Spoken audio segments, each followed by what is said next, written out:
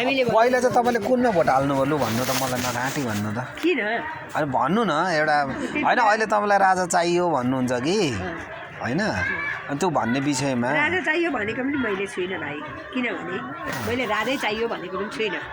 राजाले मात्रै गर्दैन राजा त एउटा थपना मात्रै हो तर नियम कानुन बताउने ऊ हो होइन गर्ने त अरू जनता नै हो राजाले केही पनि गर्दैन तर मेरो मेसो चाहिँ अब कस्ता सङ्गीनहरू राख्नुपर्छ कति के राख्नुपर्छ कहाँ के गर्नु एउटा यो ऊ चाहिँ चाहियो रानो चाहिँ चाहियो सबै कुरा भन्ने चाहिँ ऊ अब नियम कानुन कहाँ छ सरकारको पहिला कहाँ थियो त्यो सबै खोज्दैछ त अहिले राजा जम्मै खोज्दैछ नमस्कार यसो यहाँ हाम्रो देशको बारेमा नि कुरा गरेको नि मलाई राजा चाहियो अरे होइन अनि योभन्दा अगाडि कुनमा छैन पर्सालाई केही हुने होइन कि तर यस्तो नि त तर एउटा कुरा चाहिँ यस्तो रहेछ घरमा मूल गार्जेन भएको जस्तो चाहिँ नहुँदो रहेछ यहाँ चाहिँ गार्जेनहरू धेरै भए यो गार्जेन अनि योभन्दा अगाडि चाहिँ कुनमा भोट लाउनु डाँटी भन्नु त आन्टी मैले त मेरै भाइ उठेको थियो पराल भाइलाई लगाइदिएको खोइ भएन होइन भाइ चाहिँ केबाट उठ्नु भएको थियो खोइ केबाट हो त्यो पनि मलाई थाहा छैन कस्तो थाहा हुँदैन यतिको उमेर काङ्ग्रेस एमाले र काङ्ग्रेस भनेर थाहा एमालेमा लाउनु भयो काङ्ग्रेसमा लाउनु भयो किन अनि मलाई भन्दा के हुन्छ अनि तपाईँलाई भन्दा चाहिँ के हुन्छ मैले बिर्सि पनि सकेँ नि त कस्तो बिर्सिन्छ भोट हालेको बिर्सिन्छ मान्छेले जातै जान्छ भन्छ भन्नु न त एमालेमा हाल्नु हो कि काङ्ग्रेसमा हाल्नु हो दुइटामा त एउटा त लाउनु भयो तपाईँ एमालेमा लाउनु भयो होला होइन हो एमालेमै लाग्यो महेश दाइले लाउनु हो एमालेमा लाउँदाखेरि एमाले बाटो साटो ल्यायो के गर्यो पानी सानी गरिदियो होइन त्यस कारणले अनि अहिले तपाईँले अनि पानी ल्यायो भनेर अनि किन फेरि अनि यत्रो ल्यायो सुविधा त दियो नि त अब मैले चाहिँ त्यो पानी ल्याएको असुविधा चाहिँ के भनेको झन् त्यत्रो 603 वर्ष 303 वर्ष भन्दाखेरि घरभित्र पानी दिएको छ कति राम्रो नाला तिमीले उनीहरू लगाइदियो सबै कुरा गर्थ्यो अनि त्यति गर्दाखेरि चाहिँ पानीको 300 200 300 250 तिर्न सकिँदैन त सक्नु पऱ्यो नि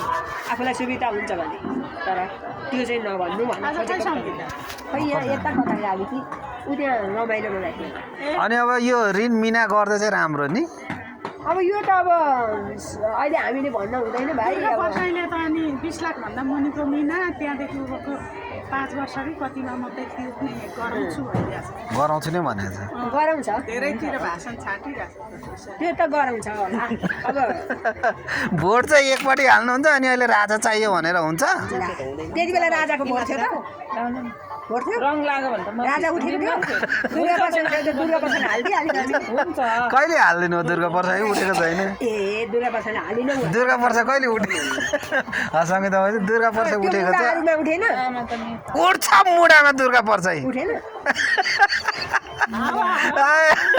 जे भए पनि आज अलिकति रमाइलो चाहिँ भयो नि भोलिको दिनमा ल किन अलिकति फ्रेस हुनु होइन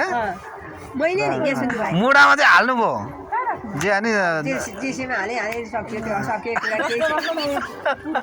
ए राजा चाहिँ चाहियो तपाईँलाई यहाँ एउटा बहिनी आएको थियो है तल जिरोको तामाङ चिया भन्दैन बोल्नु होइन कोही कोही बेला त्यसो नि मनमा कति पीडा लिएर हिँड्नु हो त ल्याइँदैन ए भन्दैन हो त ल्याइदिइहाल्छ राजै चाहियो भनेपछि तपाईँलाई होइन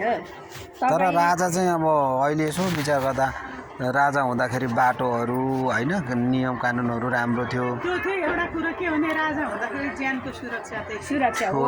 होइन भन्नु त अर्थ त होइन कि ज्यानको सुरक्षा बिगबिगी चाहिँ थिएन नि हौ रिसिटो पनि मारिहाल्ने चाहिँ छैन नि त थियो त अहिले त ठोकिहाल्छ अनि ठोकिहाल्छ अहिले बलात्कार त्यतिकै छ मार्ने त्यति नै भइरहेछ त्यो चाहिँ एउटा देशमा गार्जेन चाहिँ चाहियो क्या दोहोरो गार्जेन चाहे राजा होस् चाहे चाहिँ जोसुकै प्रधानमन्त्री गार्जेन दह्रो चाहियो तर अब राजाले त हारा कसै गाउँघरमा यस्तो उस्तो भन्दैन तर उसले मान्छे खटाउँछ नियम कानुन उसले गरिदिन्छ अनि त्यहाँदेखि मान्छेले घुमेर गर्नु पर्यो असत्य अपराध कसैले गर्नु भएन त्यो चाहिँ एकदम ग्यारेन्टी राख्नु पर्यो अब त यो गणतन्त्र र लोकतन्त्र धेरै भएर पनि होला हौ नि। जस्तै महिला दिदीबहिनीहरू पहिला डिभोर्स भन्ने शब्दै सुनिँदैन थियो, अहिले त अदालतमा सबभन्दा बढी डिभोर्सको शब्द सुनिन्छ। सुनिन्छ दुःख सालमा नि डिभोर्स भइरहेको बुढेसकालमा पनि डिभोर्स हो। म त